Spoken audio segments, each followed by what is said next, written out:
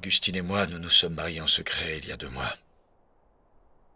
Nous nous sommes rencontrés à Paris lors d'une de ces soirées mondaines dont j'ai une sainte horreur. Tout de suite, nous sommes tombés amoureux et nous avons décidé de nous marier. Mais mon père intercepta une de nos lettres. Vous avez remarqué qu'ici, il est facile de tout savoir sur tout le monde. Il me fait mander auprès de lui et il me révéla la funeste nouvelle. Augustine était ma sœur.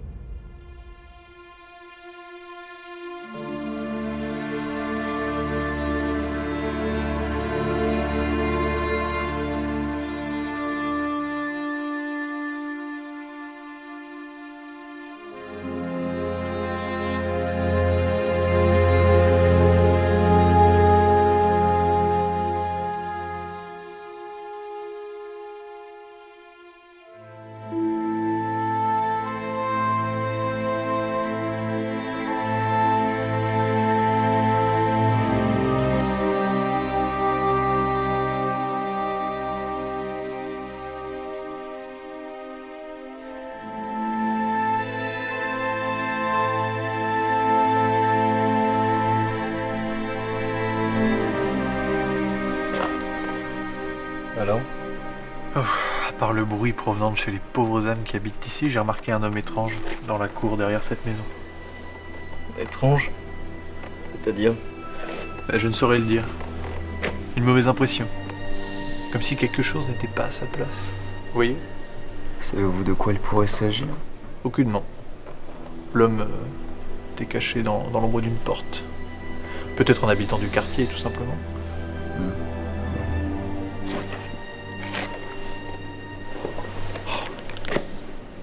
2h du matin, toujours rien.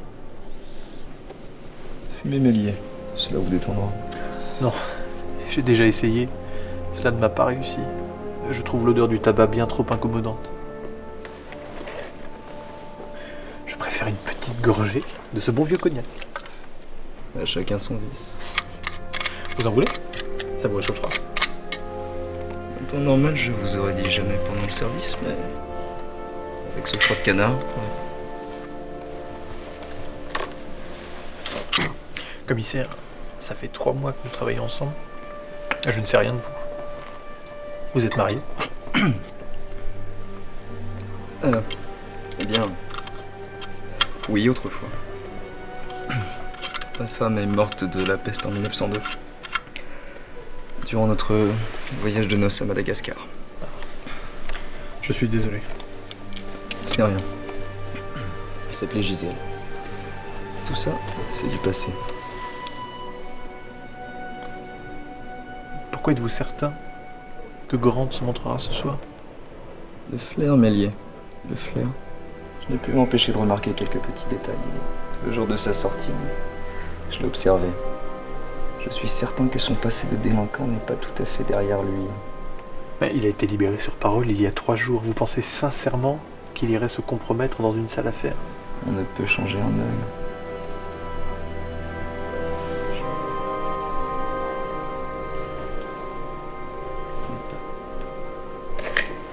Qu'avez-vous vu ? Un fantôme.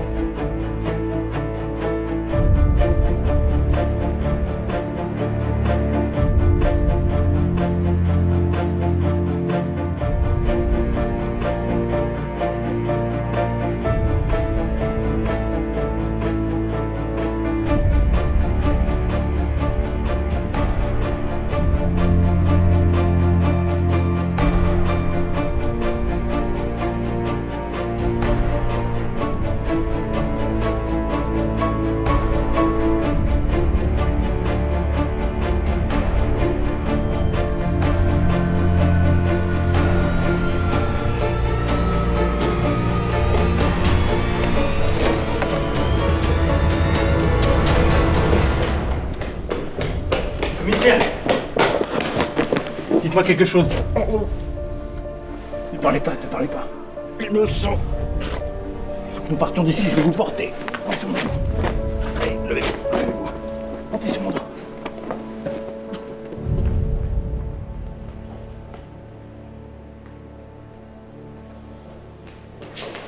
Attendez-moi là. L'abbé! L'abbé! Vite! Qu'est-ce Il a pris une balle dans le dos. Je sais pas s'il est. Non, il respire encore, venez. Portons-le à la mort, je vais les oublier. Allez-y, ouvrez la porte. Allez, bon genre, on y est presque.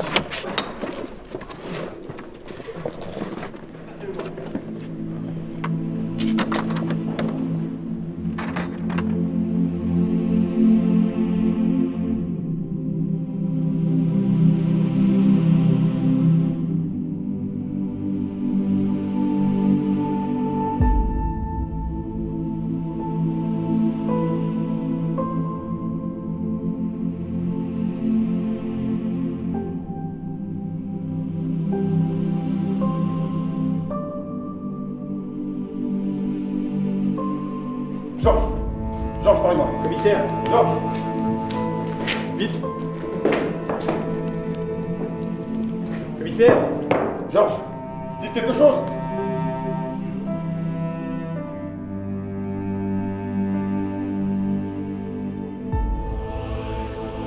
Je suis désolé, monsieur l'inspecteur. Non! Ce n'est pas possible! Commissaire! Commissaire! Commissaire!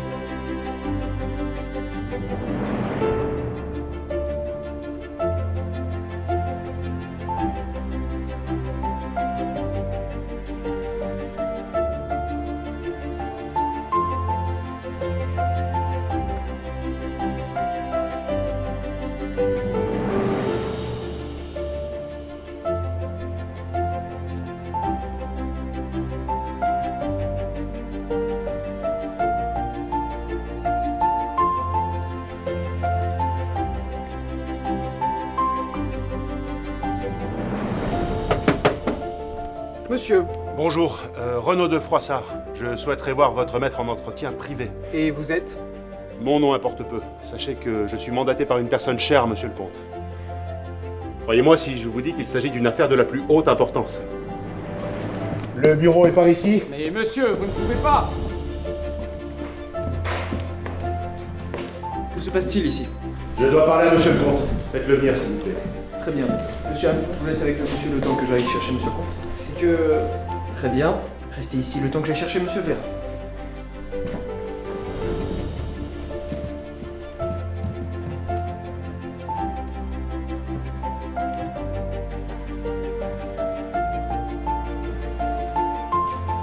Monsieur Vera? Oui, monsieur Delorme. Pouvez-vous aller remplacer monsieur Lafont? Dans le petit salon, il est en prise avec un opportun qui désire voir monsieur le comte. Bien, monsieur Delorme. Parfait, dépêchez-vous.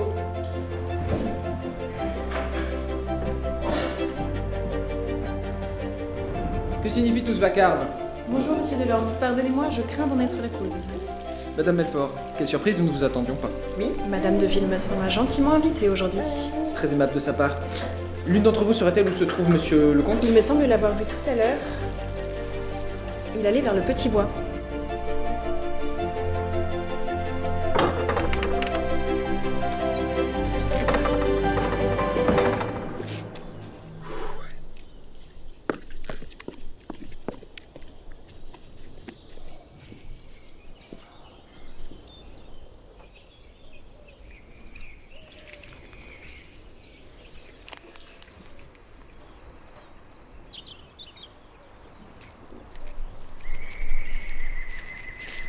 Monsieur le comte, un certain monsieur de Froissart vous attend dans votre bureau. Ah oui, merci Delorme. J'imagine que tout le monde est sur le pied de guerre en bas. Oui, monsieur le comte. Il n'y aura pas d'impair, je peux vous le promettre. Très bien. Madame Belfort est arrivée. Merci Delorme.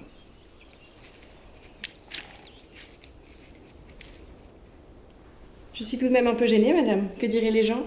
Une ancienne domestique qui nourrit son enfant dans votre chambre? Mais grand bien leur face. Mais dites-moi, j'ai appris pour la tuberculose de votre mari. Comment va-t-il? Oui, cela a été difficile, mais il semble que son état s'améliore. Mais je reste auprès de lui. Il détesterait me savoir travailler ici. Heureusement, ce petit trésor est pour nous une petite lueur d'espoir. Mais alors, comment faites-vous pour subvenir à vos besoins? Nous avons hérité de ma belle-mère une maison dans le Périgord, près de Sarlat. Et nous la louons. Ah, très bien. Puis-je débarrasser, madame? Oui, tenez. Et pourriez-vous poster une lettre pour moi, s'il vous plaît? Bien sûr. Tenez, je vous la donne. Voilà, je vous la mets ici. Merci.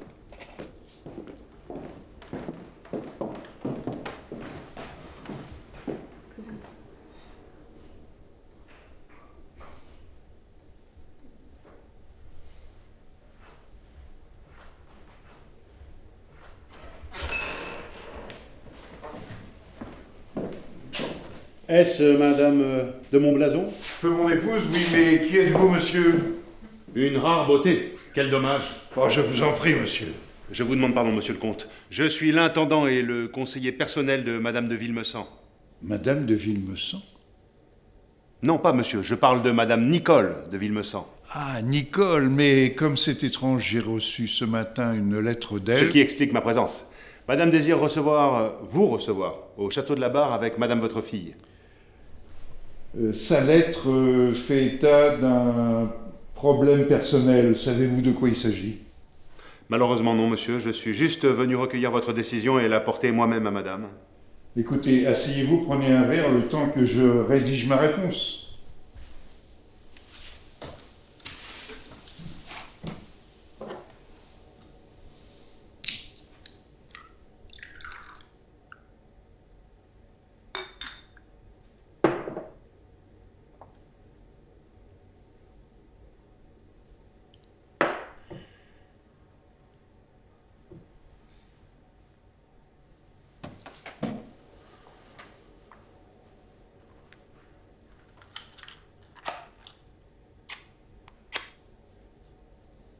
Ah non, pas de tabac ici, hein. L'odeur m'insupporte. Dans ce cas, j'attendrai votre bon vouloir dehors, monsieur. Ah oui, et j'allais oublier. Le majordome de madame la vicomtesse a quitté son service il y a peu. Soit-il possible d'amener le vôtre durant votre séjour? Monsieur Delorme, c'est ça? Vous vous demandez sûrement pourquoi nous avons avancé le repas d'1 heure. Les anciens le savent déjà. Il ne me reste plus qu'à instruire les nouveaux venus. Nous sommes le 6 janvier, fête de l'Épiphanie. Il y a plusieurs milliers d'années, les rois mages apportèrent des présents à l'enfant Jésus au pied de la crèche. Merci. Depuis chaque année, la coutume de ces murs veut que nous partagions la galette des rois avec nos maîtres. Un moment de convivialité. Aussi, je vous demanderai d'être reconnaissant envers monsieur le comte, car c'est un grand honneur qu'il nous fait. Excusez-moi, monsieur Delorme. Combien de temps cela va-t-il durer? J'avais pris mon après-midi et je dois sortir en ville. Madame de Villemessant m'a demandé de lui poster une lettre et j'ai également une entrevue très importante. Remettez-la. Tout le personnel y est convié et ce serait un affront pour nos maîtres de ne pas être présent. Je vous posterai votre lettre en fin d'après-midi. D'ailleurs, monsieur Alfred ne devrait plus tarder. Mais on m'a pas prévenu. Je n'aurai jamais assez de poulet pour 4 personnes, comment vais-je faire? Un miracle, comme d'habitude. Écoutez-le, lui. Non, monsieur Lafont, vous n'aurez pas le reste de crêpes d'hier soir. J'aurais essayé. Nous n'avons plus le temps. Le repas de la famille devrait être prêt dans 20 minutes.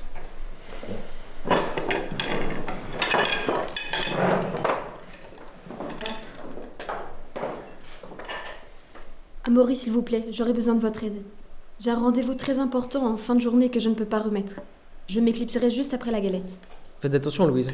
Monsieur Delorme est particulièrement nerveux quand il s'agit de ses traditions.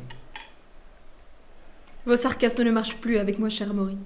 Laissez-la tranquille, monsieur Lafont. Vous n'avez pas autre chose à faire? Si. Monsieur Philippe est rentré ce matin. Encore des chaussures à nettoyer. D'ailleurs, où sont passés les journaux d'aujourd'hui? On ne les a pas encore reçus? Je ne les ai pas trouvés. Justement, je voulais vous en parler. Je les ai récupérés et je les ai posés sur votre table à cirage.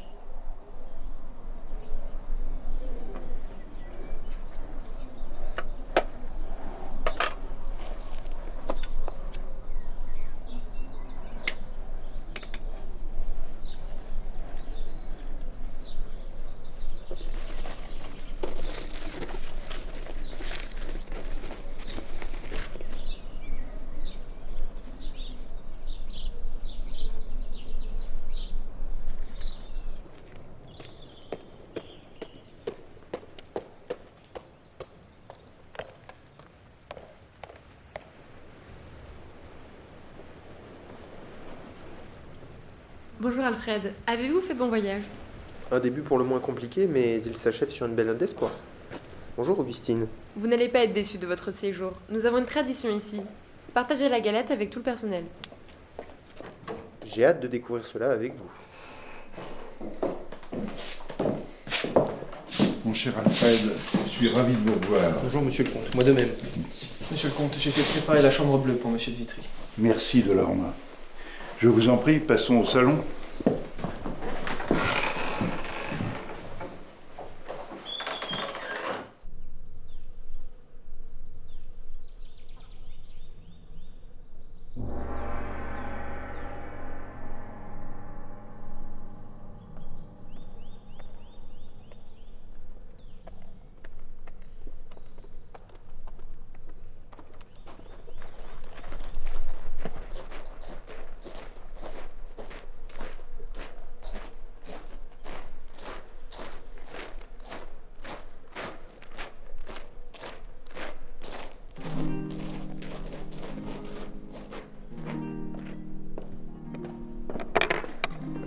J'ai reçu ce matin la visite de l'intendant de ta belle-mère, Nicole de Villemessant. La mère d'Hubert. Hubert? Elle désire te rencontrer. Mais elle ne s'est jamais manifestée, elle n'était même pas présente à l'enterrement de son fils. Oui, mais vois-tu, elle est malade. Il y a 2 ans, elle est tombée dans le coma. Alors pour elle, se déplacer n'est vraiment pas facile. Il s'agissait tout de même de son fils unique. Augustine, c'est important pour moi.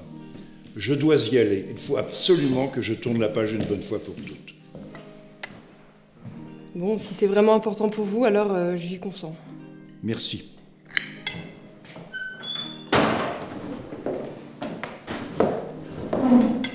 Bonjour Alfred. Bonjour Philippe. Ravi de vous revoir. Philippe, n'as-tu pas entendu sonner le gong? Si fait, il dit à bande comme d'habitude. Une ponctualité dont mon père vous sait gré. Cesse donc, Philippe. Si tu avais vraiment entendu le gong, tu saurais qu'il n'est pas midi mais 11h30. Car aujourd'hui, c'est l'épiphanie. Voilà donc la cause de mon arrivée si tardive. J'avais oublié cette tradition ancestrale. Oui, à l'avenir, tâche d'être un peu plus au fait de la vie familiale.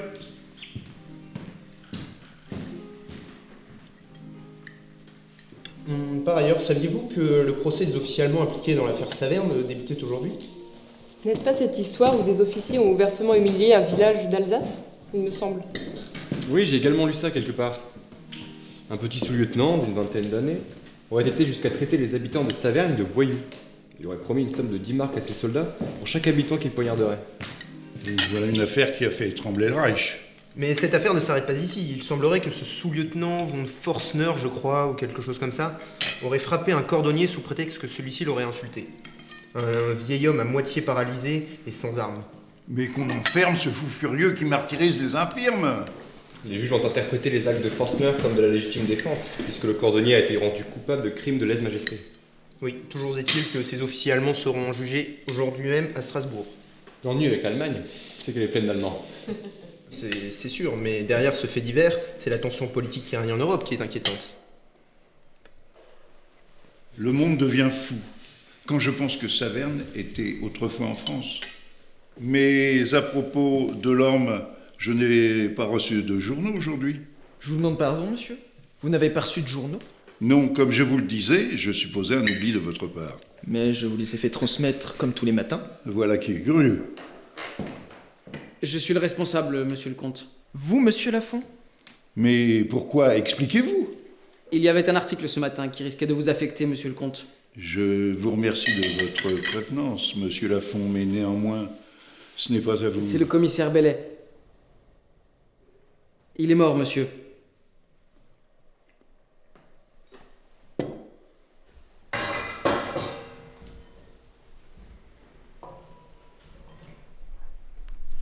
Dites-moi, Mathilde, qu'est-ce que vous nous préparez? Une tarte aux pommes. C'est pour ce soir? Oui, tout à fait.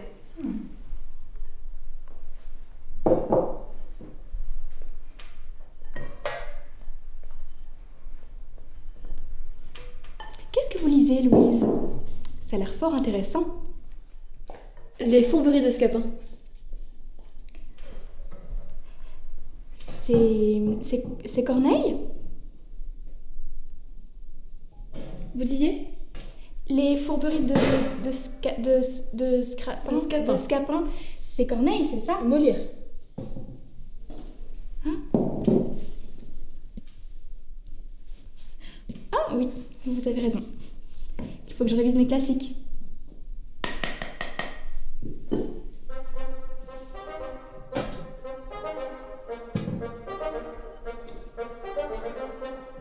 Je tiens à remercier chacun d'entre vous. C'est bien grâce à vous si cette maison tient encore debout.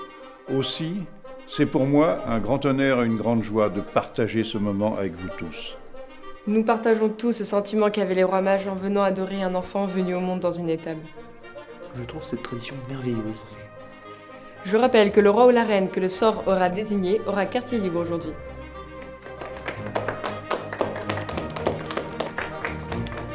Et maintenant, place à la fête.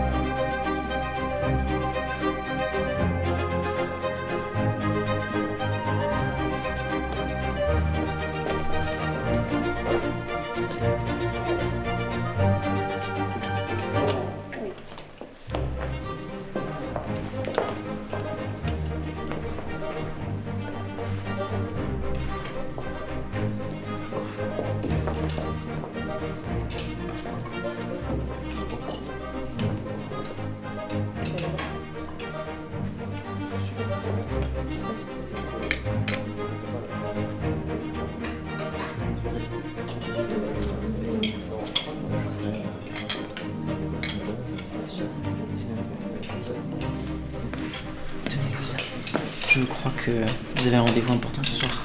Mais non, mais monsieur Lafont, ce n'est pas juste. C'est vous qui avez reçu la... Je n'utiliserai pas ce pouvoir royal à bon escient.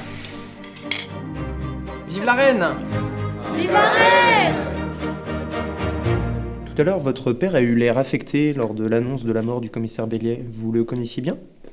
C'était un petit homme froid, aigri au premier abord. Mais il possédait un grand sens moral et une classe à contester. C'était presque un ami de la famille. Il a été chargé des enquêtes lors des événements qui nous ont affectés. Il est mort l'arme au poing. Une mort qu'il aurait probablement souhaitée. Une balle dans le dos? À ce détail près.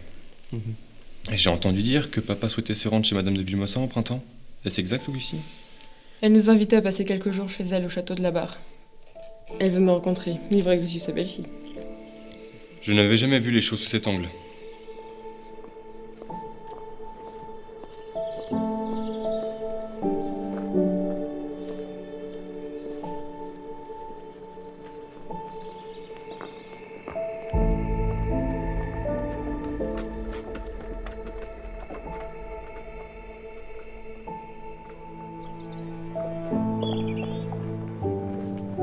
Bonjour Arnaud. Bonjour Louise. On m'a dit que vous seriez ici. Je vous en prie. J'ai appris pour la mort du commissaire. Je suis vraiment désolée. Je sais à quel point vous l'estimez. Toutes mes condoléances. Merci beaucoup. C'était mon mentor et un ami. Voulez-vous marcher un peu avec moi? D'accord.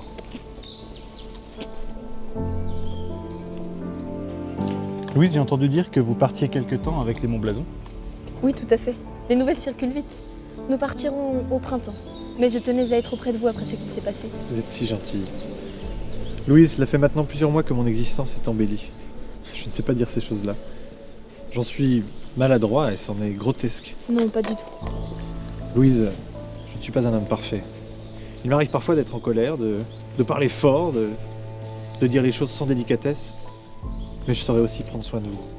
Et ne voyez pas mes propos comme ceux d'un vieux garçon qui a peur de finir seul après la mort d'un ami. Ma déclaration est purement romantique. Louise, je vous aime. Je suis très touchée par vos paroles. Vous êtes une belle âme, monsieur l'inspecteur. J'ai également beaucoup d'affection pour vous. Et même si les sentiments dont vous venez de me faire part sont réciproques, j'ai besoin d'un peu de temps pour vous dire à mon tour je vous aime. Bien sûr, prenez le temps que vous voulez. Mais je tenais absolument à vous voir avant mon départ. Vous partez? Oui. Après la mort du commissaire, l'enquête va certainement me mener un peu plus loin. Ne négligez aucune piste, Mélier. C'était sa devise. Et où partez-vous si ce n'est pas indiscret? À Amboise. J'ai une bonne nouvelle pour vous, monsieur l'inspecteur.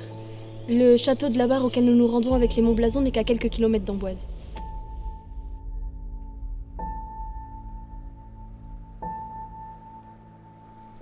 Je suis désolée, Alfred, pour la scène que vous avez dû subir tout à l'heure. À propos d'Hubert. Je vous en prie, Augustine. Vous savez que je vous aime et que le cas d'Hubert m'importe peu. J'ai par ailleurs réfléchi à tout cela. Il y a quelques mois, lorsque je vous ai demandé en mariage, vous avez dit oui à mon plus grand bonheur. Quand puis-je espérer que tout ceci soit réalisable? Nous pourrions peut-être nous marier au printemps. Qu'en dites-vous? Il n'y a rien que je souhaite plus ardemment. Et vous le savez. Mais Père tient absolument à ce que je rencontre la mère d'Hubert. Quoique je ne le désire guère. C'est vrai, j'oubliais ce détail. Et quand pouvons-nous espérer? Ah, mademoiselle Guillot. Et vous passez une bonne après-midi? Excellente, merci monsieur. Tant mieux, je suis content pour vous. En attendant, madame de Villemeçon a besoin de votre aide. J'y allais justement. Bien.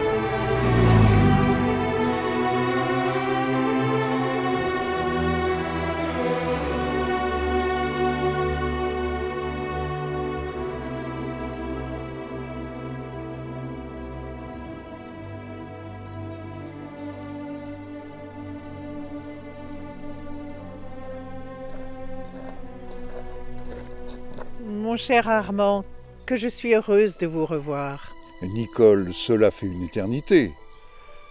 Permettez-moi de vous présenter mon fils Philippe, ma fille Augustine. Bonjour, mère. Je pense que madame suffira, non?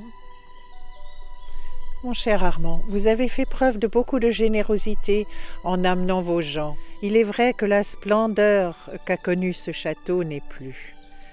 Ce luxe, cette beauté, cette richesse, feu mon mari a tout dilapidé. Dieu ait son âme, le pauvre.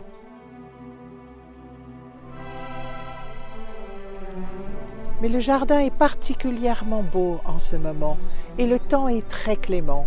Si on organisait un pique-nique improvisé, qu'en pensez-vous? Cette idée ne manque pas d'intérêt. Allons, mon cher Armand. Ce voyage a dû vous fatiguer. Il est vrai que nous ne sommes plus de prime jeunesse. Mais je vois que vous marchez sans canne. La mienne ne me quitte plus jamais. Il est vrai que la maladie nous joue des tours. Je suis d'autant plus admirative devant votre détermination à bien vouloir me rencontrer. J'espère que ce séjour nous permettra de faire plus ample connaissance. Allons, venez, je vais vous montrer le chemin, non? Votre amour de jeunesse a conservé l'acidité des fruits verts. Oh, Augustine.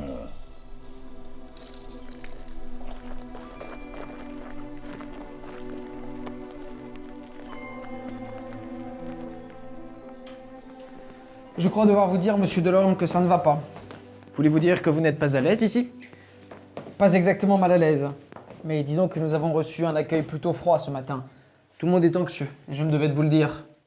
Madame la comtesse et ce monsieur de Froissart nous ont même demandé si nous étions aptes au service. Ils nous ont montré un certain dédain. Que voulez-vous que je fasse? Je ne sais pas, ce n'est pas à moi de le dire. Mais accepteriez-vous que le prestige de cette maison soit à un niveau qui ne lui sied guère? Certainement pas. C'est tout ce que j'avais à dire.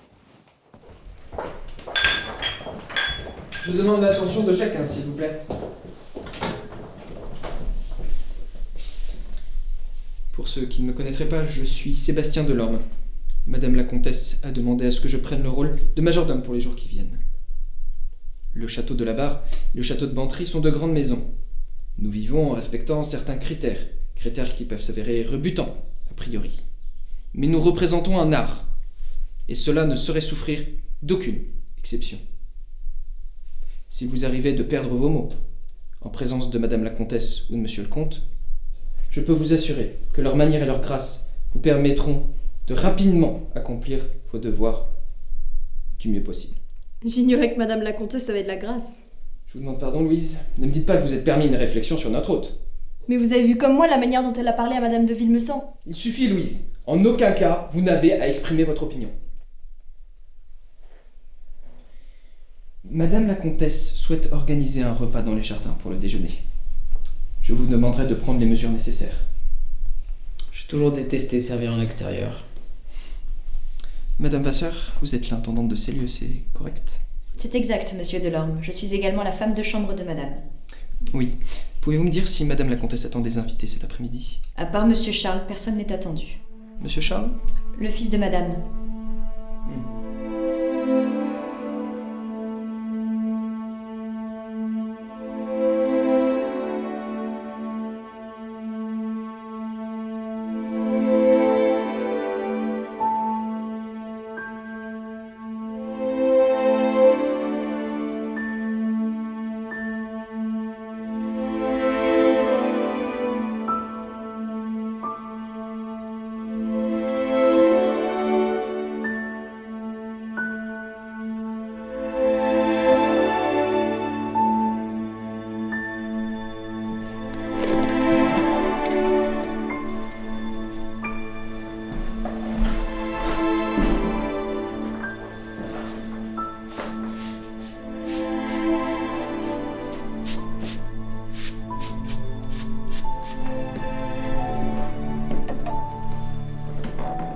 Avez-vous besoin de quelque chose, monsieur le comte? Non, merci Lafont. J'ai tout ce qu'il me faut. Vous êtes à mon service depuis si longtemps. J'ai vu votre geste envers mademoiselle Guillot le jour de l'Épiphanie. C'était vraiment très galant de votre part. Je ne pensais pas que... Vous êtes resté, malgré les tempêtes, malgré les intempéries, solide comme le roc. Vous êtes toujours là. Il est vrai que ce bateau navigue depuis longtemps. Mais que serait l'équipage sans son capitaine?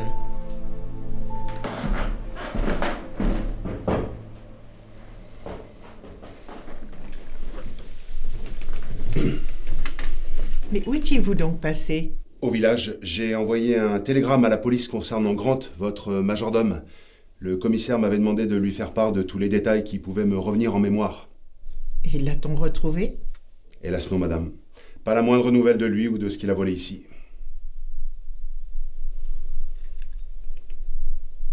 Ventre Saint-Gris, je n'y comprends rien. Mais pourquoi a-t-il volé ma cassette? Il n'y avait rien dedans, enfin rien de précieux. Pas de bijoux, pas d'argent, Il y avait juste mon testament que de toute façon je m'apprêtais à refaire avec Maître Vassambert. Où est-ce qu'on en est avec nos invités? Tout est pour le mieux, madame. Bien. Je ne pourrais être présent aujourd'hui, j'ai une affaire à régler d'urgence. Bien. Je viens de voir mon intendant qui m'a assuré que tout était prêt pour déjeuner dans le parc. Je vois que vous êtes déjà changé. Hubert? Je comprends votre surprise. Il est vrai que je ressemble beaucoup à Hubert. On nous prenait pour des jumeaux par le passé. Surprise est un euphémisme, je dirais plutôt ahurissement. Votre ressemblance est vraiment troublante. Je vous présente Charles, mon fils unique. Monsieur le comte, madame, monsieur le vicomte, permettez-moi de vous présenter mes excuses au nom de toute notre famille pour l'attitude que nous avons eue à votre égard lors du décès d'Hubert. Nous n'avons pas tenu le rôle que nous aurions dû avoir et je n'ai pas été à la hauteur. Mais je vous remercie d'avoir accepté l'invitation de mère et d'être venu jusqu'ici. Charles, seuls les faibles s'excusent. Mère. Boris m'a laissé entendre que nous déjeunions dans le parc. Jouez-vous au croquet? À l'occasion.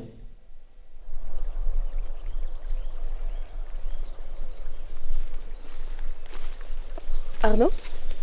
Que puis-je faire pour vous? J'ai failli ne pas venir. J'ai si souvent remis à plus tard cette démarche depuis notre dernière conversation. Je me suis dit, il est temps. Je dois savoir. Je m'en vais de pas le lui dire. Louise, vous regretterez peut-être ma décision, mais moi pas. Voulez-vous devenir ma femme?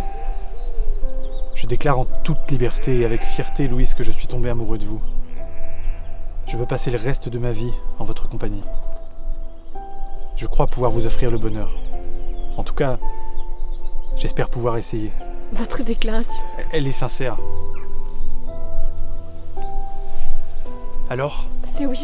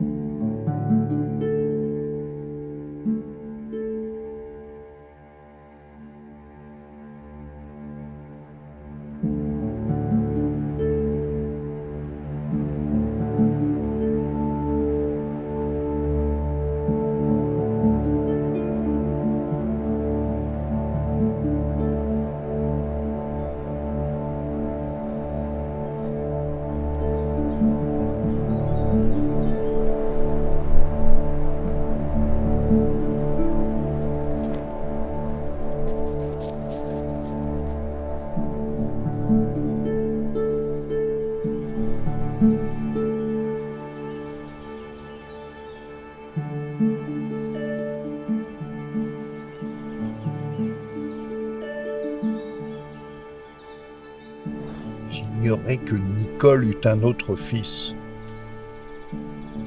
Hubert. C'est le portrait d'Hubert. Je déteste quitter ce vieux Bantry. C'est comme si je laissais un ami pour toujours. Le reverrai un jour. Pourquoi dites-vous cela, papa? Regardez, le temps est avec nous. Ne trouvez-vous pas que le printemps est la meilleure saison de l'année? Augustine, pendant que j'en ai le courage, il faut que je t'avoue quelque chose. Je suis malade. Mon médecin me donne quelques mois seulement, 6 maximum. Que dites-vous? Comprends-tu maintenant pourquoi je devais absolument accepter l'invitation de ta belle-mère? Il fallait que je la voie, que je lui dise au revoir. Mais je te demande pardon. J'aurais dû te le dire plus tôt.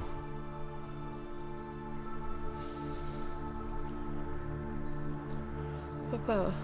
Mais ne pleure pas. Je m'y suis préparé. Je vais partir, l'âme en paix, je suis serein.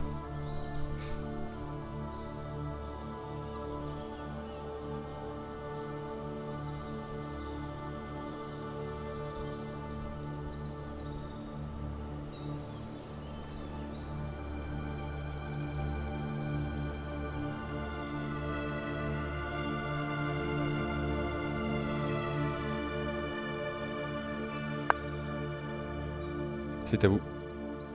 Vous avez raison. Votre mère me semble être d'une forme olympique. S'est-elle remise de sa maladie? Pas vraiment.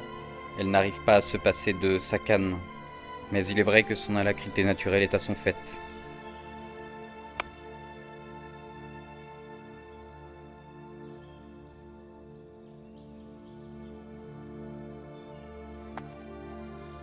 Vous semblez distrait, Charles. Quelque chose vous perturbe? Oui. Notre majordome Grant nous a quittés il y a quelques semaines. Grant? Étonnant. Nous avons eu affaire à un certain Mark Grant par le passé. Une canaille de la pire espèce. Vous connaissez Mark? Connaître est un bien grand mot. S'agit-il de lui? Mark est un homme que j'ai mis au service de ma mère il y a quelques mois. Il m'a été recommandé par un ami. Il y a quelques semaines, il nous a quittés après nous avoir volés. C'est compliqué de trouver de bons domestiques de nos jours.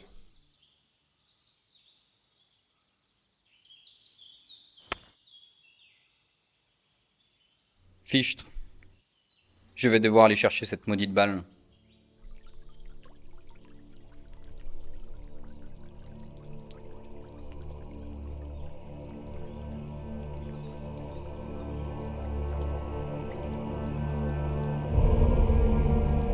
Philippe, par ici!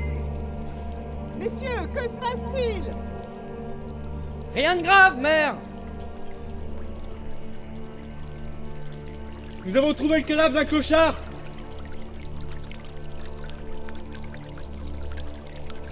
Venez nous aider!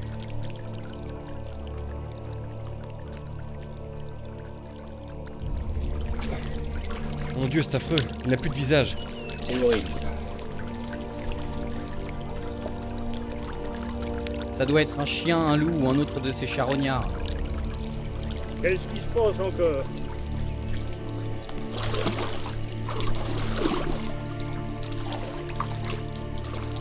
C'était donc un homme?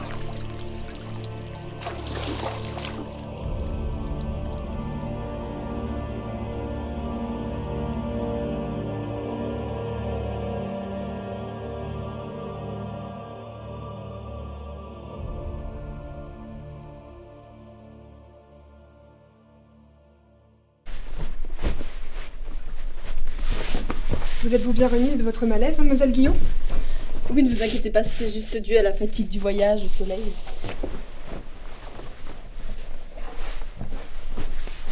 J'espère que la suite de votre séjour se déroulera dans de meilleures conditions. Merci.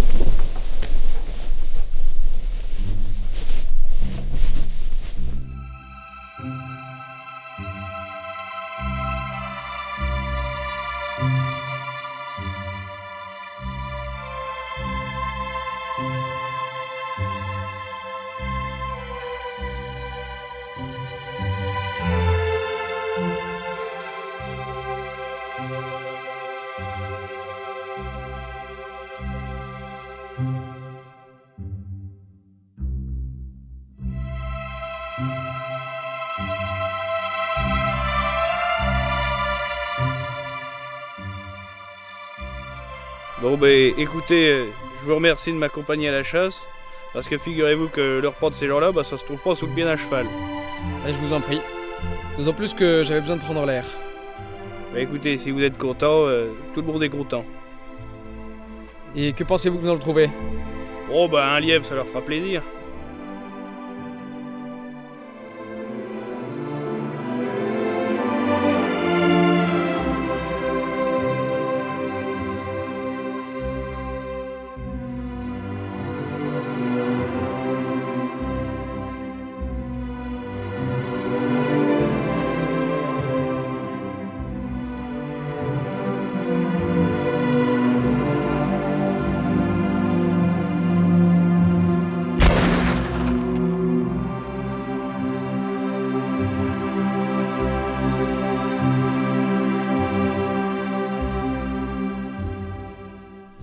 Veuillez excuser Monsieur de Froissart, mon intendant, il ne pourra être des nôtres ce soir.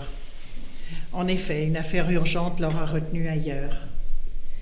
C'est l'histoire du cadavre de ce pauvre bougre qui l'aura appelé près de la police. Cette histoire est invraisemblable.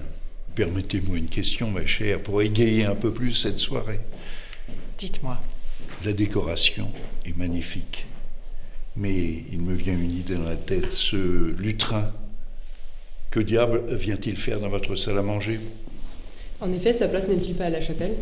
Sachez, mon enfant, que sa place est là où il est. Mère, je vous en prie. Je ne peux qu'admirer, chère madame, la décoration raffinée de cette pièce. Vous aviez raison, Augustine. Ce lutrin était autrefois dans l'ancienne chapelle. Érigée au XVe siècle, cette dernière fut détruite en même temps que l'enceinte médiévale du château pour laisser place à ce style Louis XV. Durant les travaux, ce pupitre a été placé ici, dans cette pièce. Où il est encore. D'ailleurs, l'abbé de Malherbe, qui vient parfois nous rendre visite, y récite la prière du Bénédicité. Quelle singulière affaire.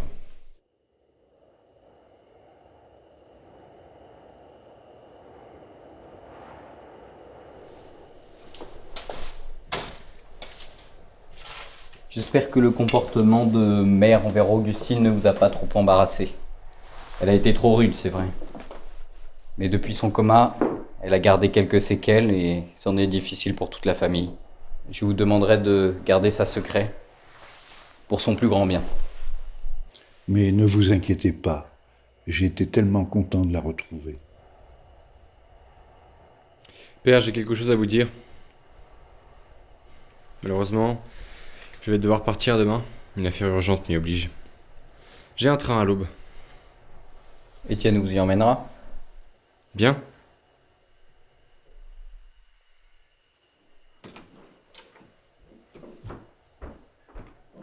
Messieurs, Madame la Comtesse vous attend au salon. Allons-y.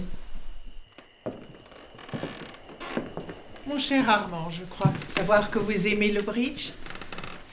Et vous, Philippe, jouez-vous? Oui, mais je ne suis pas un grand joueur. Augustine? Excellent, excellent. Asseyons-nous.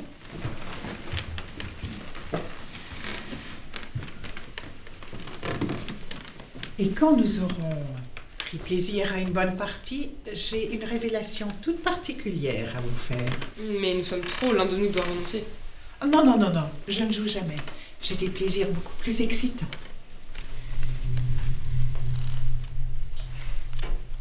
Un cœur.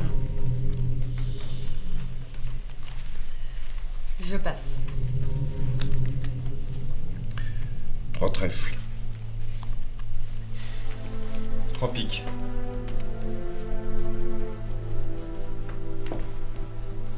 Quatre cœurs. Je passe. Ça m'étonne pas.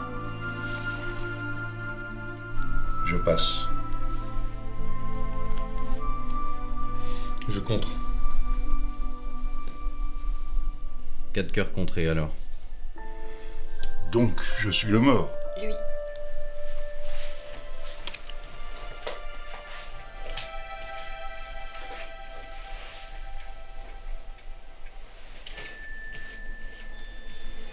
Merci, partenaire.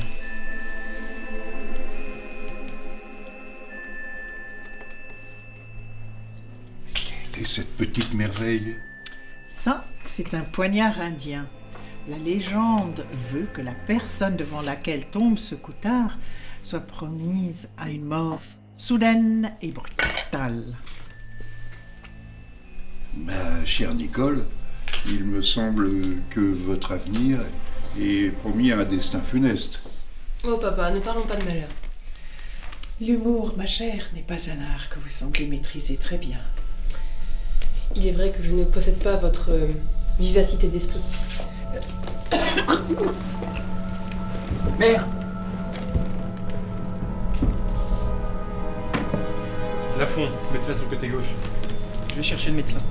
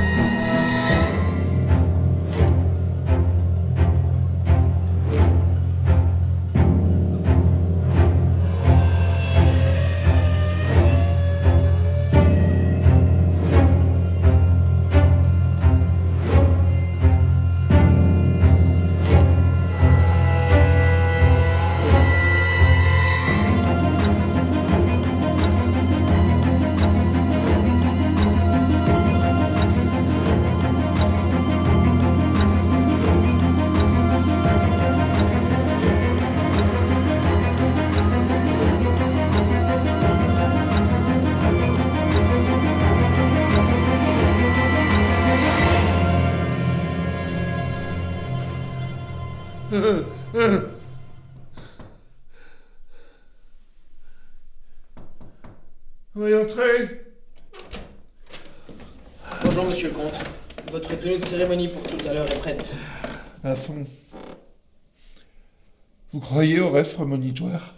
Je n'ai pas vraiment d'avis sur le sujet, monsieur. Mais ma mère y croyait dur comme fer. Elle m'a vu en rêve avant ma naissance. Enfin, c'est ce qu'elle m'a dit. Lafont, faites disparaître tout ce qu'il y a sur cette chaise. Je ne veux plus voir. Je ne veux plus voir ça. Le notaire a appelé, monsieur. Il passera cet après-midi faire la lecture du testament après l'enterrement. Il vous prie de bien vouloir l'excuser de faire ça en un jour pareil. Écoutez, plus vite cela sera fini, plus vite je quitterai cet endroit. Oui, monsieur.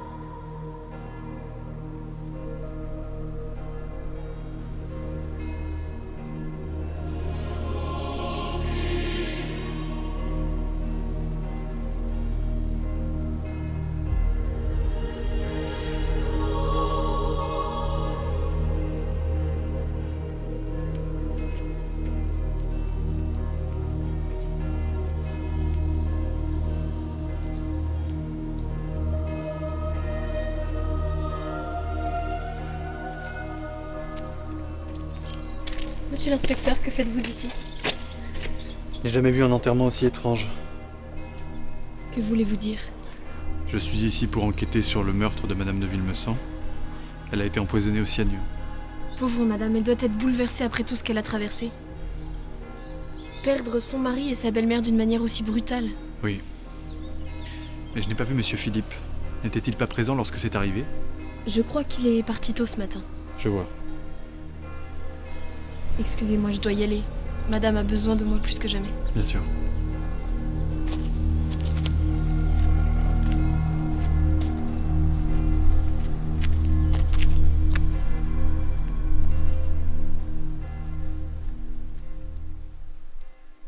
Recevez toute mon affection, Charles, en ce triste jour. Je ne connaissais pas très bien votre mère, mais j'imagine que c'était quelqu'un de bien. Je ne la reconnaissais plus ces derniers temps. Elle n'était plus la même. Peut-être l'influence de ce triste Renaud de Froissart.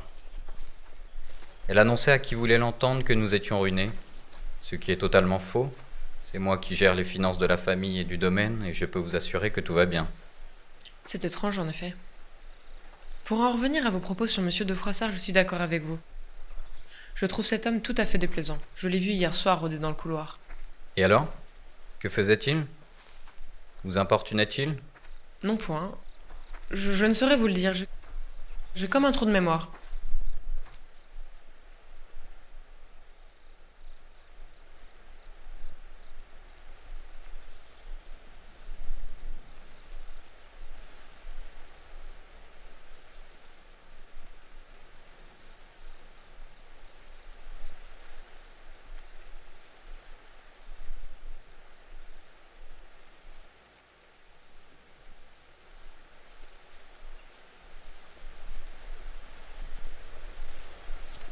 Augustine, votre frère m'a fait parvenir un télégramme.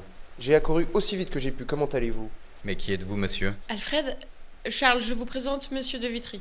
Veuillez m'excuser, monsieur. Dès que j'ai appris la triste nouvelle, j'ai voulu être auprès de ma future épouse. Je ne savais pas que vous comptiez vous remarier. Je ne vous l'avais pas dit. Ce n'est pas grave. Mais accompagnez-nous au salon. Le notaire est arrivé en début d'après-midi. Je vous remercie.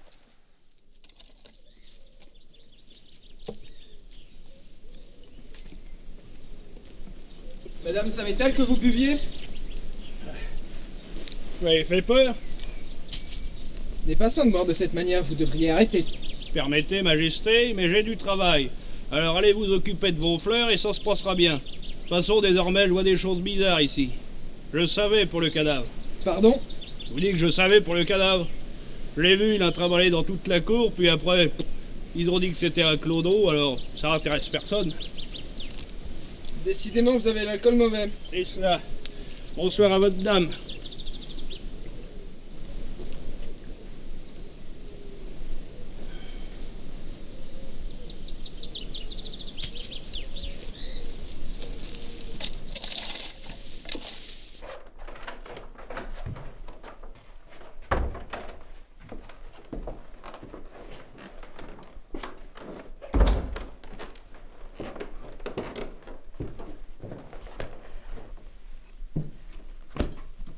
Pour ceux qui ne me connaissent pas, je suis maître Richard Vassambert.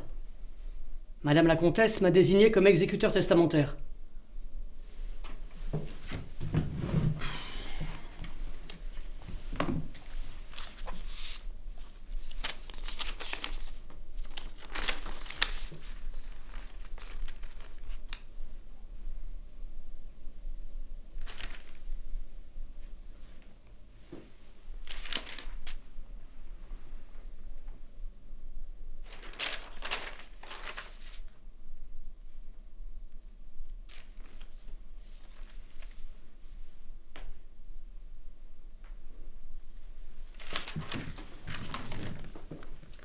Après divers legs destinés aux serviteurs, la maison et le terrain seront vendus. Et le montant divisé en part égale entre messieurs Renaud de Froissart et Armand de Montblason. Et pour Charles? Il semblerait qu'il ait été déshérité. Comment cela? Et le montant se chiffre à combien? Je ne saurais vous le dire exactement, mais ce sera suffisant pour couvrir vos besoins à l'avenir. Excellent. J'ai l'intention de prendre ma retraite en Amérique du Sud.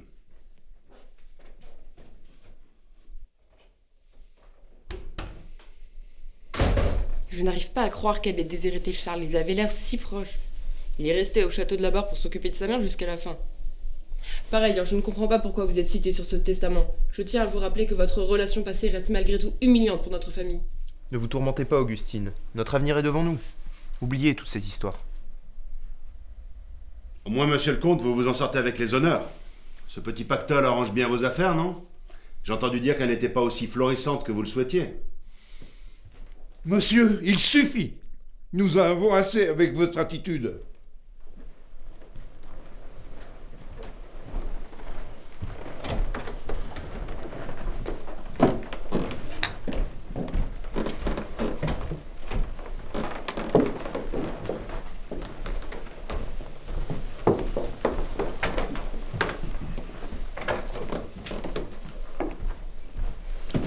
Monsieur l'inspecteur, puis-je vous parler, s'il vous plaît? Il y a quelque chose d'étrange. Madame la comtesse m'avait fait entendre que son fils Charles devait hériter ses biens. C'était même le contenu de son ancien testament, qu'elle avait rédigé en ma présence, il y a 6 mois, juste après s'être réveillée de son coma. Continuez.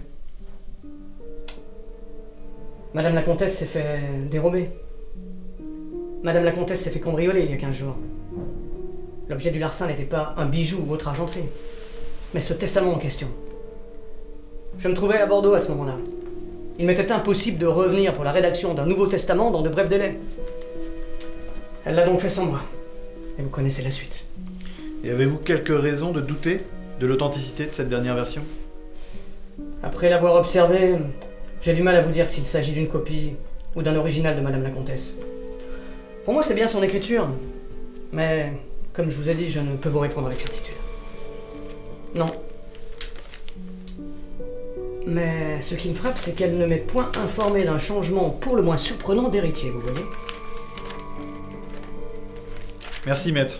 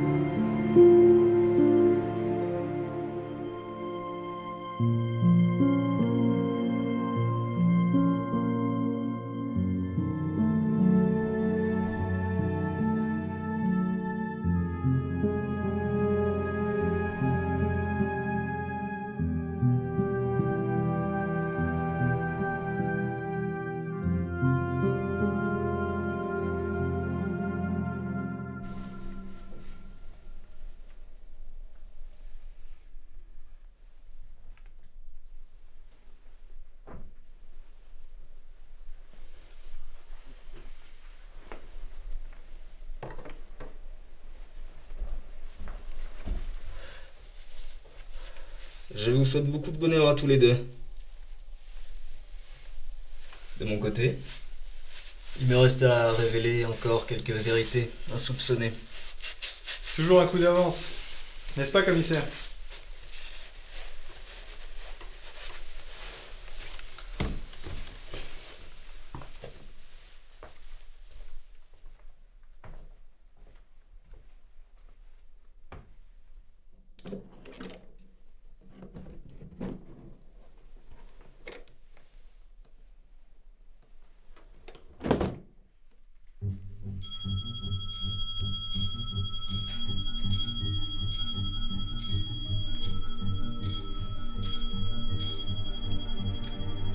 Mesdames, messieurs,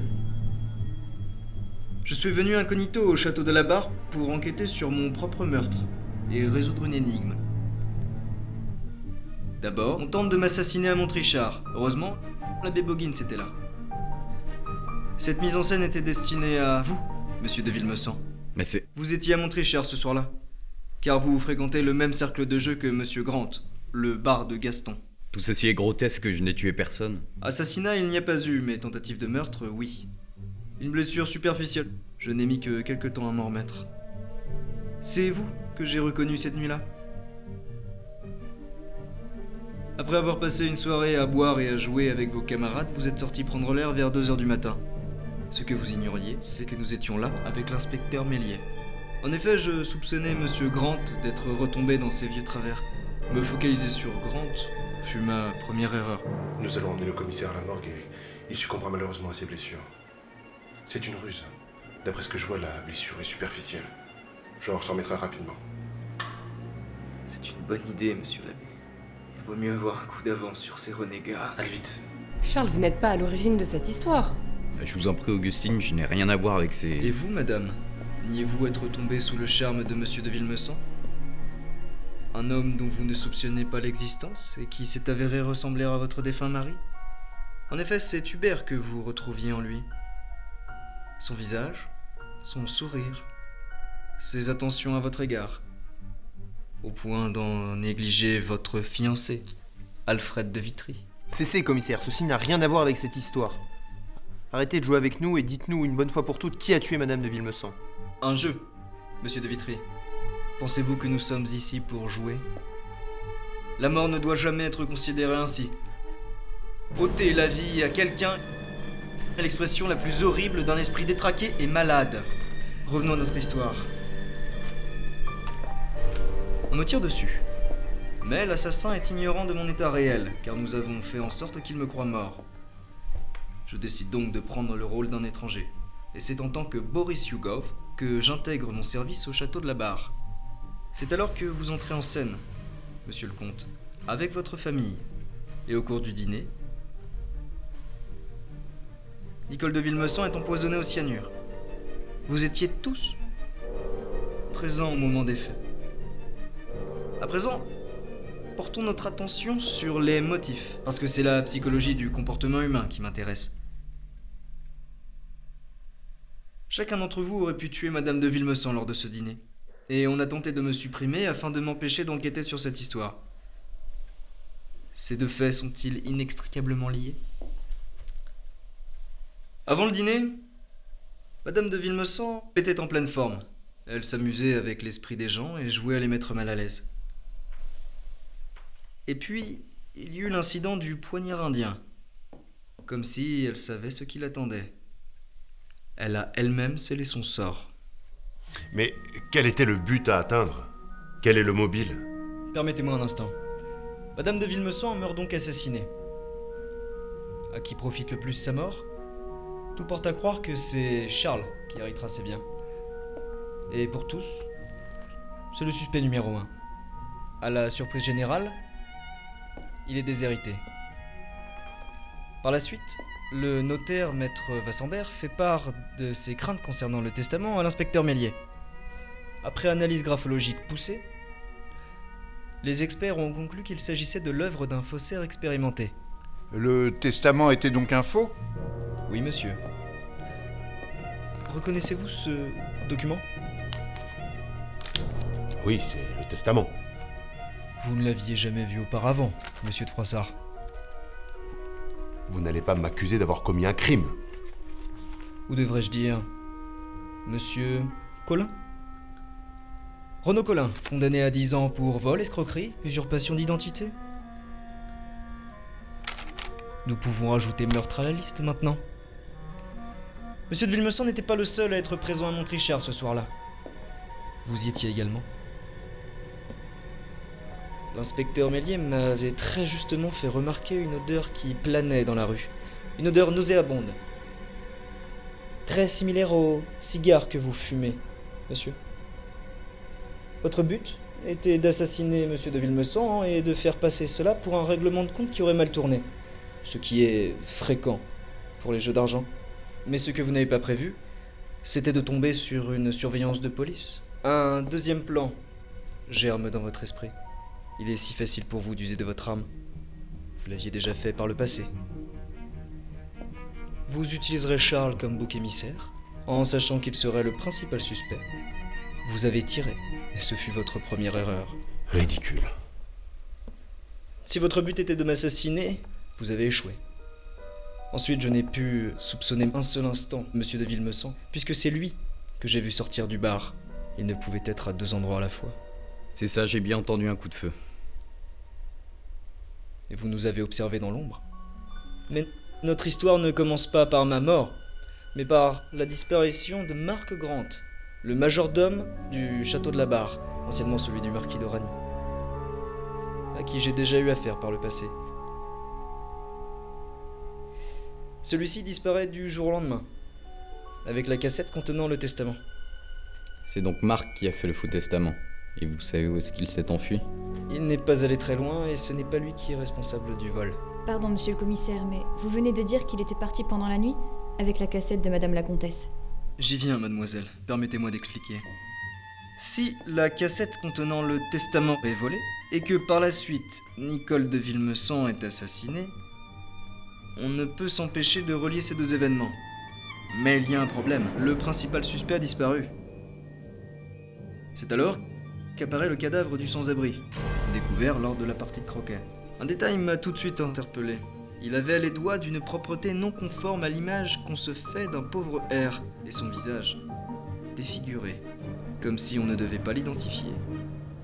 Après vérification de la part de l'inspecteur Mélier, il ne fait aucun doute que cet homme est Marc Grant, le majordome du château de la Barre.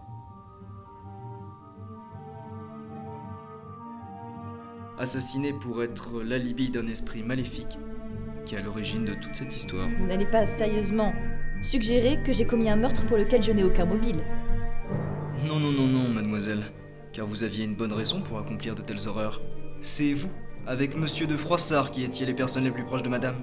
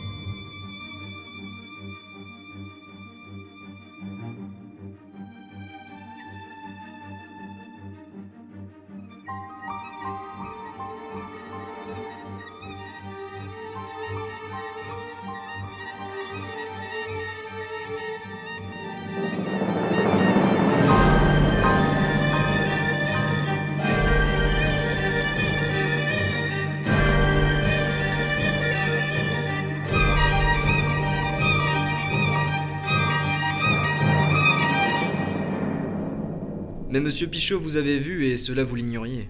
Le brave homme n'a pas compris ce que vous faisiez et imbibé d'alcool, comme à son habitude. Il a cru à une hallucination éthylique.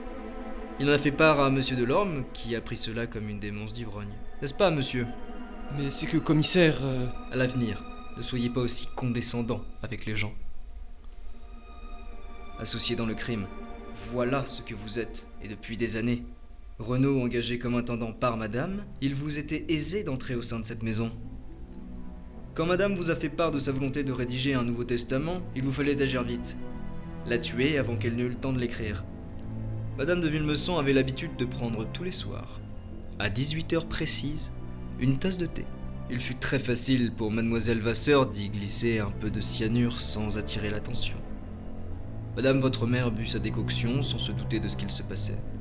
La suite, nous la connaissons. Tout le monde s'y est laissé prendre, sauf le notaire qui trouvait cette décision étrange de la part de Nicole.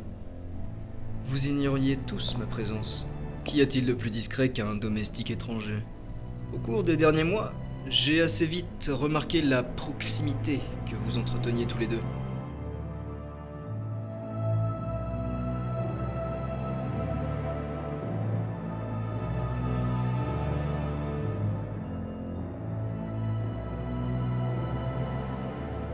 Et c'est ce détail, madame, que vous aviez vu, sans pouvoir vous en souvenir. Je m'en rappelle maintenant. Je vous ai vu embrasser mademoiselle Vasseur le soir de la mort de ma belle-mère. Je t'avais dit de rester discret avec ça.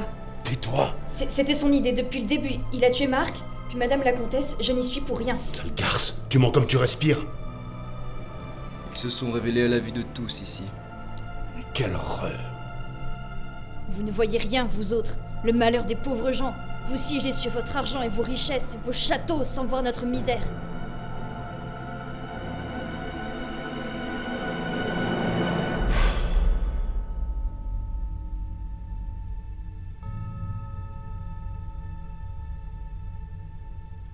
Va-t-on les décapiter? Je ne saurais le dire. C'est à la justice d'en décider.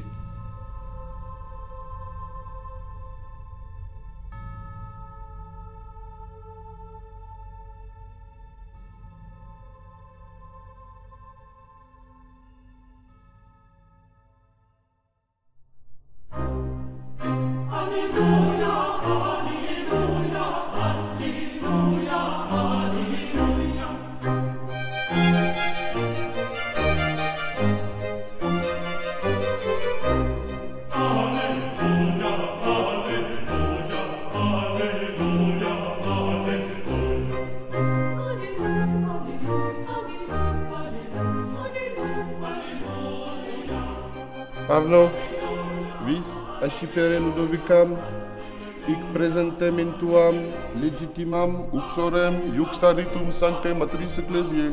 Volo. Ludovica, vis ascipere Arnum hic presentem in tuum legitimum maritum iuxtaritum sancte matris ecclesiae. Volo. Ego conjugo vos in matrimonium in nomine Patris et Filii et Spiritus Sancti.